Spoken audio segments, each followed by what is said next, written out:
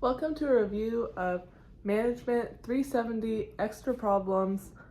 We have two problems today, number 5 and number 6. These were the hardest ones we've done so far, but they're very interesting and satisfying to get. So let's get into it. Also, real quick, I learned that PDFs, I guess, expire, or the ones in that I've been linking don't exactly work. So if you need them urgently, you can email me, I guess. It's where you say view channel, but if not, I will try to figure out a way to have them not expire. But yeah, let's get into it. Let's go to number 5.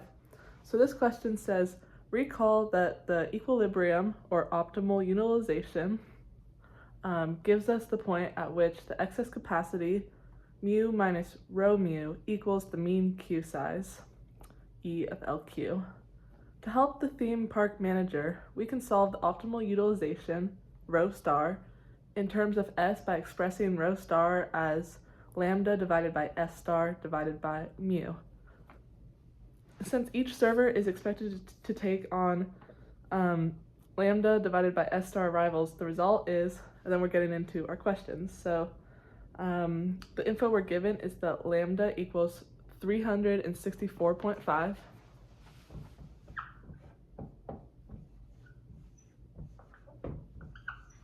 And mu equals 81.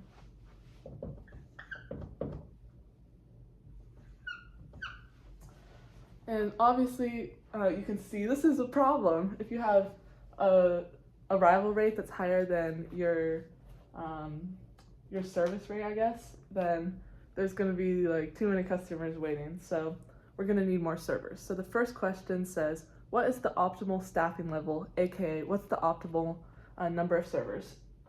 So we're going to be looking for S star, and this is the equation we're going to use.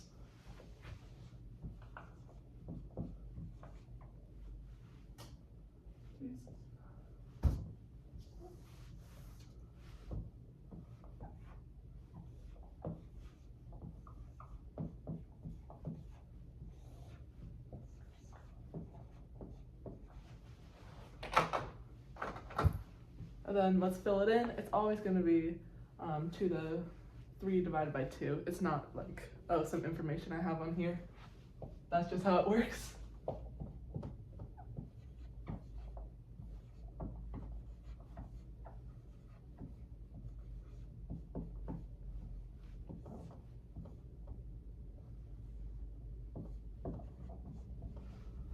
All right, so we know that this reduces down to 9, so plus 1 equals 10. Just move the decimal place over, so our numerator will be 3,645, and then this will give us 729, and that will equal 5 servers.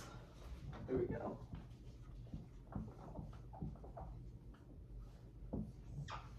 So if the theme park had 5 servers, then it could handle this arrival rate perfectly. Okay, our next question says, for any one of the individual S star queues, what is the utilization of the server at the optimal staffing level? AKA, we're looking for optimal utilization for each individual queue. And so what we're gonna do is use the rho star, it looks like a P, so the P star formula to find optimal utilization. So we're going to go rho star equals mu, so I'll just plug it in. We're going to go 81 divided by, you could probably do that in your head, 9 divided by 10, and so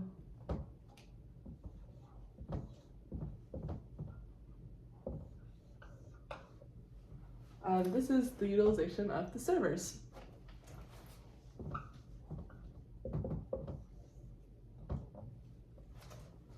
Awesome, and our last question for number 5 is, consider any one of the individual S star queues, so the optimal server queues, and derive the expected waiting time in seconds spent in line for a customer.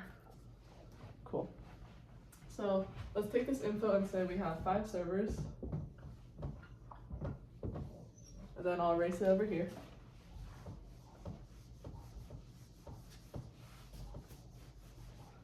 And how we're going to find the expected waiting time is by finding, first we're going to need to find EFLQ and then plug it into our EFWQ, the waiting time formula. So first, or I'll write the formula and then you'll see why we need EFLQ.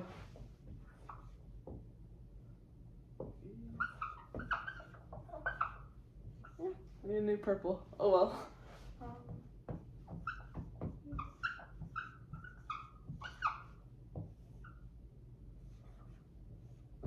And something that's interesting here is we're dividing our arrival rate by our number of servers, because when you have more servers, you can handle obviously more capacity, and this is asking for the individual queues. So you need to, if you just had one server, you could just put lambda on the bottom, but since we added a bunch, we're gonna need to divide it by 5, because we added 5 servers.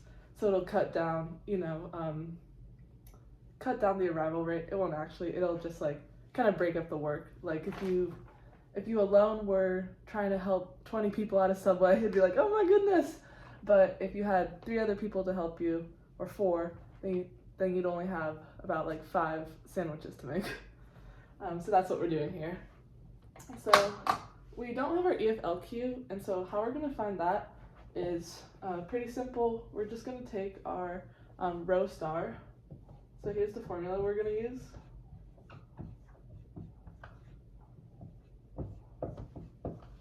So we could just plug that in as a decimal, of course.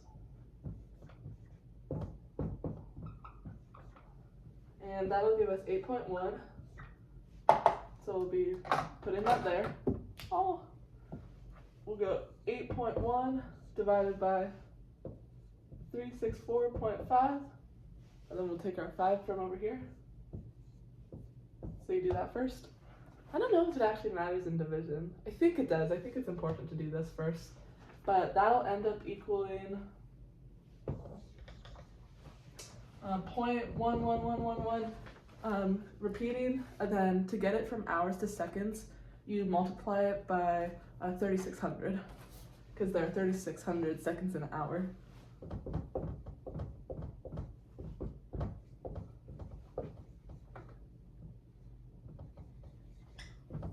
All right, so our customers will be waiting 400, oh that's terrible, this says seconds, 400 seconds in line. That's not too bad. All right.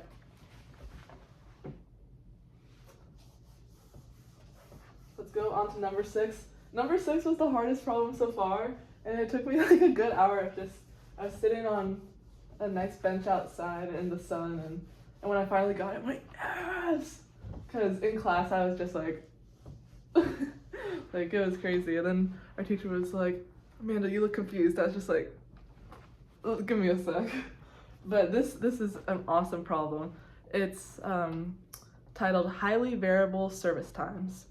And so it says, consider a system derived by lambda equals 24 and mu equals 30 per hour. So let's write that down.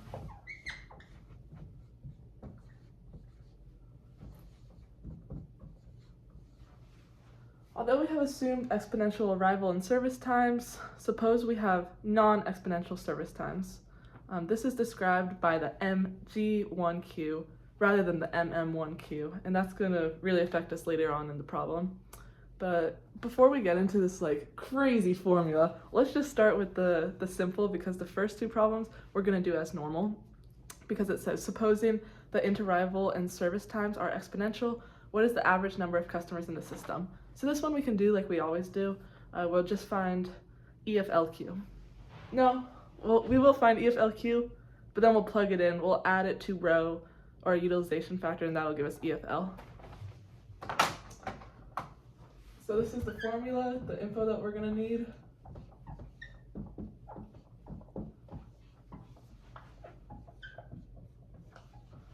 And we're actually gonna have to find both. So this is very simple to find. All you have to do is lambda divided by mu.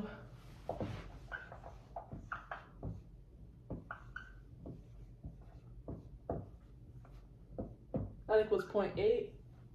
So we'll go, let's write it in orange.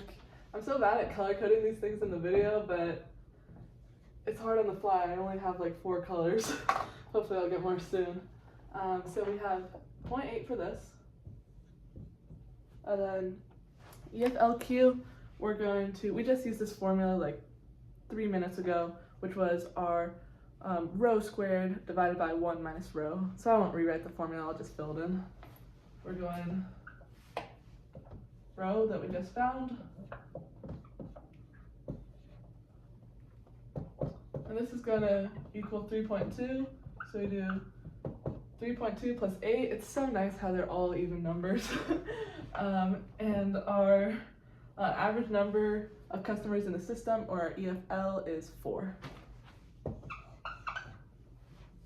Awesome.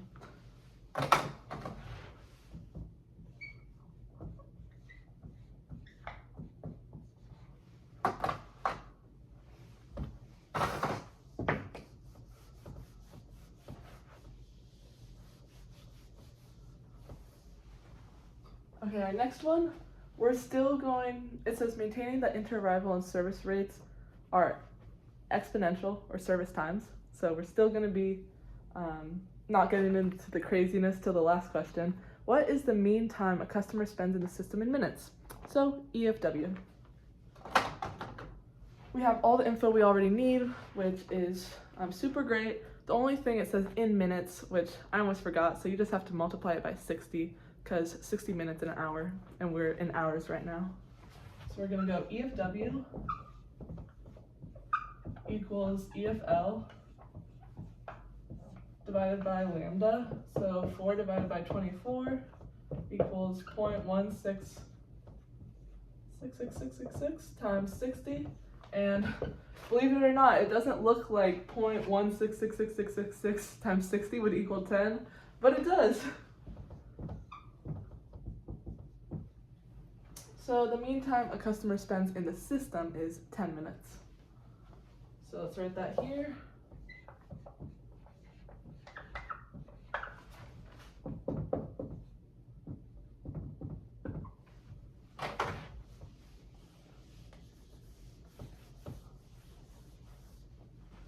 Okay, here we go. I've been hyping it up. We're on 624, and it says if we have exponential inter-arrival times, but general service times with E of t equals 1 divided by mu times 60 minutes and a standard deviation of sigma t equals 6 minutes, what is the mean time a customer spends in the system in minutes now? And so we're also looking for EFW, but it's going to be like slightly different. If you see, hopefully it'll focus, we're going to have to use like this crazy formula up top. And so I'll kind of work like from the answer backwards, and we're gonna say, oh, we don't have this piece of info, we need it, and it's gonna be a 3-stepper. So number 3, which will be our answer, is our EFW, and it's different from the one we just found.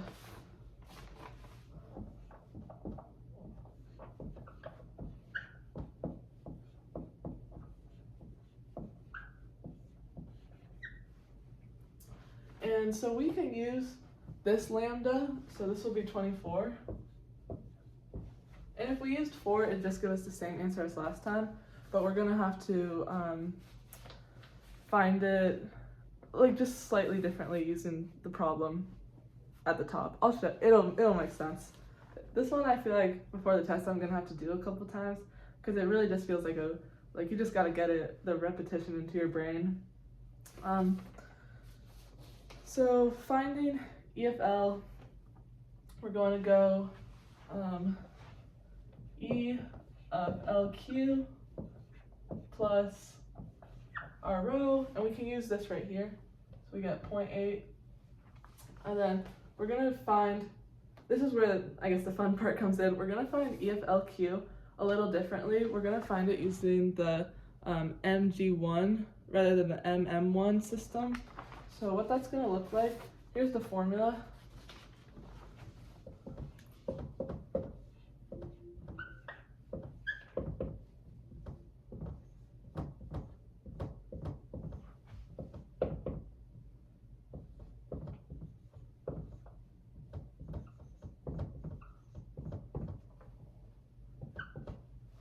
erase this for now.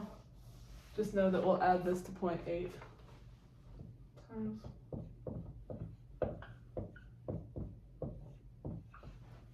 Alright, this is how we're gonna find it. And then just put plus 0.8. And so this seems tricky because we're like, what even is that? But you can break this down, and here's what it is. We have all the info we need.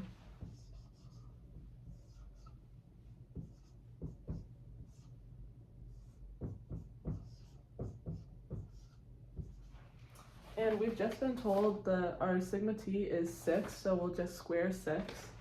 So we'll go 6 squared divided by, the formula is 1 over mu, and if it was E of A, I believe it'd be 1 over sigma. It's not on the formula sheet, but it's just like, that kind of makes sense. So this is going to be 1 over mu, 1 over mu, which is actually 1 over 30, I believe, which reduces 1 over 30 squared. I have it, let me see. I have it on my sheet as it reduces down to 2, 1 divided by 30. I guess, I'll have to check that. I'll write in the link in description if this is wrong, but I don't think it is. I think this reduces down to 2. I'm just a little confused because 1 divided by 30 seems like, how would that equal 2? I'll write in the link in description. I think we're a little far into this video to restart.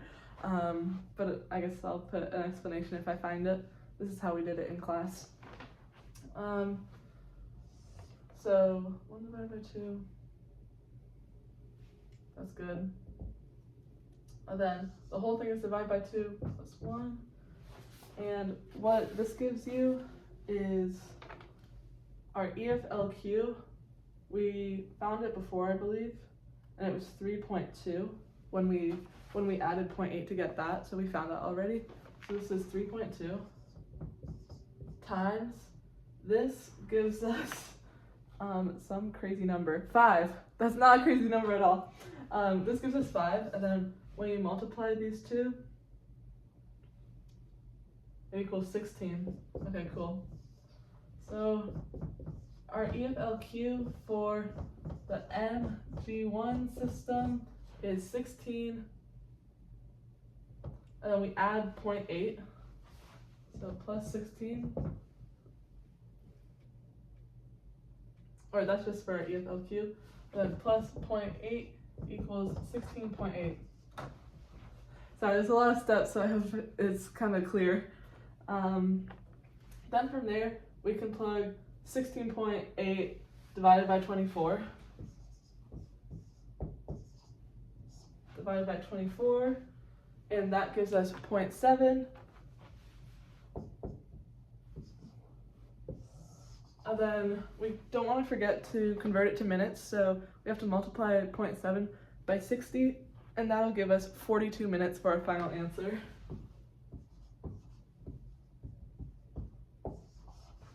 Alright, here it is. I wish this was a little cleaner, apologies. You can pause it if you want to see. This was kind of the formulas I used. And then here's the work. Hope this makes sense. I will look into how 1 divided by 30 gave us 2. I'm sure there's an explanation for that. Maybe it was point something. But I hope this was helpful, and good luck on the test.